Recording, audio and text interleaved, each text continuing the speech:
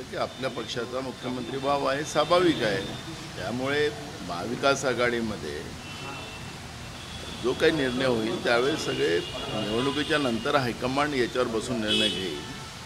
आणि म्हणून या विषयापेक्षा आम्हाला महाराष्ट्र जो विकण्याचं काम आणि गुजरात धार्जनी करण्याचं काम जे भाजप करते आहे आणि महाराष्ट्राच्या जनतेला आता पश्चाताप होतो की भाजप आणि भाजपप्रणीत सरकार जे आज महाराष्ट्र बसलेलं आहे आणि ते महाराष्ट्राची सगळी प्रतिमाच मलिन करण्याचं काम जे करतात आहेत, शिवद्रोही लोक आहेत. आणि त्याच्यामुळे हे विषय आमच्यासाठी महत्त्वाचे आहे. खाली चर्चा कार्यकर्त्यांमध्ये असली त्याला फार काही आत्ता तो विषय आमच्यासाठी आज महत्त्वाचा नाही. लोकसभेत काँग्रेस सर्वात मोठा पक्ष आहे, तुमच्या नेतृत्वात निवडणुका लढल्या गेल्या.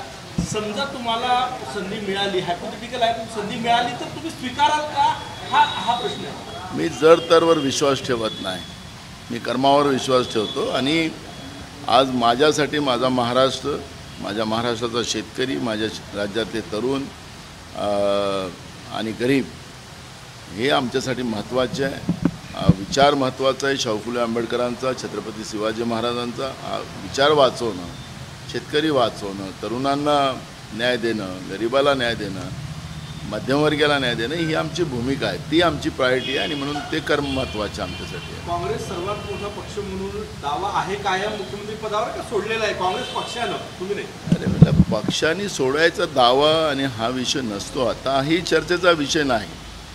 लोकशाहीमध्ये जनता आपल्या मतांनी सरकार बनवते आणि त्याच्यामुळे जर आता तुम्ही न जाता महाराष्ट्राची अवदशा जी या लोकांनी करून ठेवली आणि विकासाचं जे मॉडेल महाराष्ट्र असं सांगतात, रस्त्याने चाललेला ट्रकसुद्धा रस्त्याच्या आतमध्ये घुसून जातो, गड्डा पडतो, हा महाराष्ट्राचा विकास आहे का? आणि स्वतः महामहिम राष्ट्रपती महोदयांनी त्याच्यावरची टिप्पणी केलेली आहे.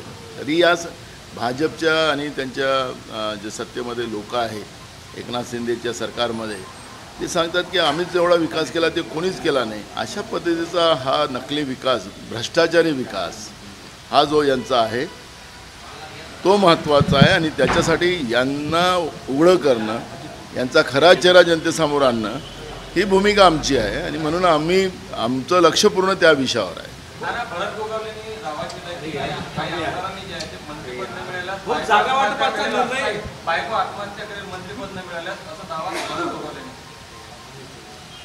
बघा, या सरकारमध्ये अनेक लोकांना जे आश्वासन देऊन की खोक्याचं जे सरकार झालं त्या आश्वासनपुरतं ते करूच शकले नाही. त्यामुळे त्यांच्या जे आता सिटिंग आमदार आहेत काही दिवसासाठी त्यांच्यामध्ये मोठा रोष आहे. आणि खरं तर मी तुम्हाला सांगतो की महाराष्ट्रामध्ये ज्या स्थानिक स्वराज्य संस्थाच्या निवडणुका या सरकारने न घेणं आणि प्रत्येक स्थानिक स्वराज्य संस्थातल्या नेतृत्वाला संपवणं आणि त्या भागाच्या विकासाला संपवणं हे जे पाप या लोकांनी केलेलं आहे. त्यामुळे या सत्ता पक्षातले जे खालचे, मग महानगरपालिका असेल, नगरपालिका असेल, जिल्हा परिषद, पंचायत समिती असेल, या कार्यकर्त्यांमध्ये पण मोठा राग आहे. आणि हे सत्तेत पुन्हा आले तर हे कधीच निवडणुका घेणार नाही. आणि प्रशासक आणि हे सरकार हीच लूटमार या ठिकाणी करेल आणि त्या भागाचा विकास होणार नाही ही भीतीसुद्धा भाजप आणि त्यांच्या सोबत्यांच्या लोकांमधात आहे. आणि त्यामुळे हे सगळे परिणाम सत्तेमध्ये बसलेल्या लोकांना भोगावंच लागणार आहे. जागेचा तिढा निर्माण करून कुठेतरी अजित पवारांना बाहेर काढलं जात आहे आणि त्यांनी स्वतंत्र लढाव अशा पद्धतीची रणनीती चक्रव्यूह आखलं जात आहे. बघा, महायुतीमध्ये महाभारत चाललेलं आहे. मी गेल्या 6 महिन्यापासून सांगतो. अजून पुढं काय होतं ते बघा. मुंबई आणि विदर्भातील जागा वाटपामध्ये कुठेतरी हे वाद आहे असं महाविकास आघाडीमध्ये घडतं अशी चर्चा आहे. बघा, आता प्रायोगिक जेव्हा प्राथमिक चर्चा होतात त्यावेळेस प्रत्येक पक्ष आपल्या आपल्या पद्धतीनं जागेवर दावा करतो आहे. आणि त्या दाव्यामध्ये त्याला तिढा नाही, तो सामोपचाराने आम्ही सोडवू अशा पद्धतीचा प्रयत्न सुरू आहे. कधीपर्यंत जागा वाटपाचा निर्णय घेऊ? येत्या 10 दिवसापर्यंत सगळ्या जागा वाटपाचा निर्णय होऊन जाईल. नागपुरात तुम्ही 6 जागांचा का लढावा घेतला? 6 जागा लढण्यावर ठाम आहे? बिलकुल नाही. या जागा परंपरागत काँग्रेसच्या आहेत आणि त्याच्यामुळे 6 जागा काँग्रेस लढाव्या हे कार्यकर्त्यांच्या भावना आहेत. आणि आमचा जो बेसिक आहे की मेरिटच्या आधारावर निर्णय व्हावा, त्याच्यामध्ये मेरिट हा काँग्रेसच्या फेवरलाच जातो. थँक्यू.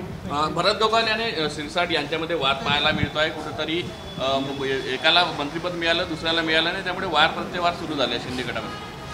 खोक्याच्या सरकारमध्ये हेच होणार आहे आणि कोणाला जास्त हिस्सा मिळतो हा जो प्रयत्न होता हे आता खोक्याच्या याच्यामध्ये भांडणं सुरू होणार आहे. आणि भाजप या सगळ्या खोक्याची व्यवस्था निर्माण करण्यामध्ये भाजपचा सगळ्यात मोठा हात आहे. आणि महाराष्ट्राचं लोकशाही व्यवस्था जी होती, सांसदीय व्यवस्था होती, ती शाहू फुले आंबेडकर विचाराची होती, ती भाजपने महाराष्ट्रामध्ये संपवली आणि केंद्राच्या सत्तेच्या माध्यमातून संविधानिक व्यवस्थेला छेद लावण्याचं काम जे केलेलं आहे त्याचे परिणाम आता पुढच्या काळात भाजप आणि त्यांच्या सगळ्या सहकार्यानं भोगावं लागेल. चंद्रपूरला आढावा बैठक आहे 2 जिल्ह्यांची, 2 जिल्हे मिळून ती जागा लढण्याची तयारी आहे, काय आढावा आहे? बघा, आज कार्यकर्त्यांचे सगळेजण मनोगत ऐकलं जाणार आणि त्याच्या माध्यमातून आम्ही लोक निर्णय घेऊ.